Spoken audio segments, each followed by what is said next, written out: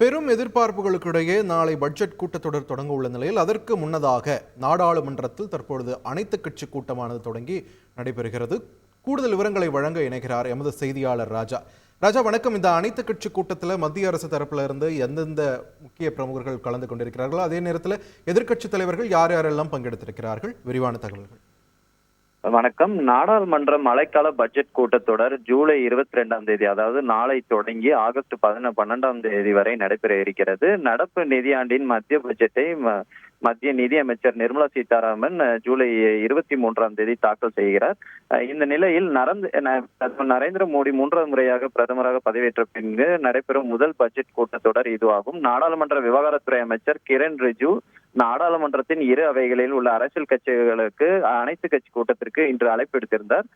தற்போது இந்த கூட்டமானது தொடங்கி இருக்கிறது. இதில் நாடாளுமன்ற விவகாரத்துறை அமைச்சர் கிரண் ரிஜிஜு, மத்திய பாதுகாப்புத்துறை அமைச்சர் ராஜ்நாத் சிங், அதே போல் மத்திய சுகாதாரத்துறை அமைச்சர் ஜே.பி. நட்டா உள்ளிட்டோர்கள் தலைமையில் இந்த அனைத்து கட்சி கூட்டமானது நடைபெறுகிறது.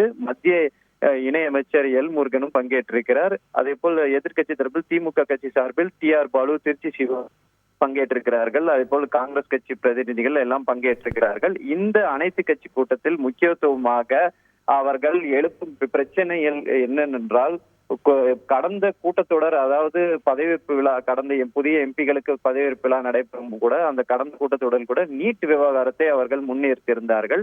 அதே போல இந்த கூட்டத்தொடரிலும் நீட் விவகாரம் தொடர்பாக விவாதத்திற்கு அவர்கள் வலியுறுத்துவார்கள்.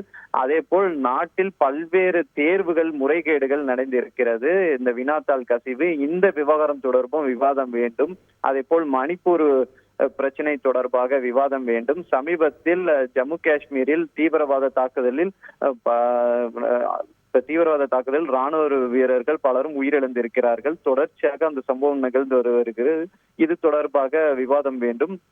அதே போல் நாட்டில் பல மாதங்களாக நடைபெற்ற அந்த ரயில் விபத்து சம்பவங்கள், அதே போல் ஒரு ஆன்மீக வழிபாட்டில் நடைபெற்ற அந்த மூச்சு திணறி பல்வேறு மக்கள் உயிரிழந்திருக்கிறார்கள். இப்படி பல்வேறு பிரச்சனைகள் அவர்கள் வலியுறுத்தி இந்த நாடாளுமன்ற கூட்டத்தொடரில் விவாதம் வேண்டும் என்று எதிர்கட்சியின் தரப்பில் வலியுறுத்தலாக இருக்கும். நாடாளுமன்ற கூட்டத்தொடரை சுமூகமாக நடத்துவது தொடர்பாக பாஜக தலைமையிலான கூட்டணி கட்சிகள் எல்லாம் பிரதிநிதிகள் எல்லாம் அவர்கள் தரப்பு கருத்துக்களை முன்வைப்பார்கள். இப்படி இந்த அனைத்து கட்சி கூட்டமானது சுமார் 1 மணி நேரம் நடைபெறும் என எதிர்பார்க்கப்படுகிறது. நன்றி ராஜா, உங்களுடைய விரிவான தகவல்களுக்கு.